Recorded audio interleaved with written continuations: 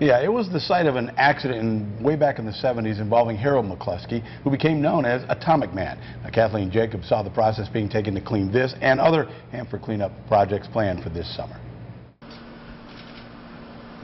These workers spend their days monitoring cleanup of a room considered one of the most dangerous at Hanford. The room is part of the plutonium finishing plant. It was used to recover americium during the Cold War. In 1976, it was home to one of the only major accidents Hanford has ever seen. Harold McCluskey was working in a glove box just like this one when he heard a hissing sound. He had his whole team evacuate, and as he was on his way out, the box exploded. McCluskey was covered in over 500 times the amount of radioactive waste that's deemed safe. He lived another 11 years.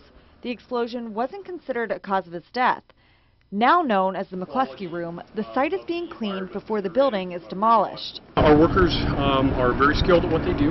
There's a lot of training that they must go through for taking care of themselves because of the hazards. Workers wear pressurized suits with a clean air supply as they remove solid waste.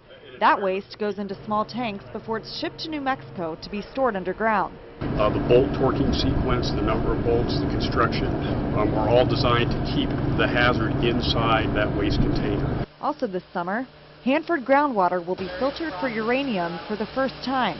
During World War II and the Cold War, many contaminants were placed in the soil. Everybody wants their groundwater that could eventually get to the Columbia River to be at a standard where you'd feel safe to drink it. Right now, the groundwater is non-potable, but they want to make sure what makes it to the Columbia is. At Hanford, Kathleen Jacobs, Action News.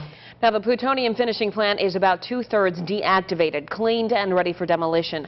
Crews could begin tearing it down by the end of July. All right, the heat is on and it looks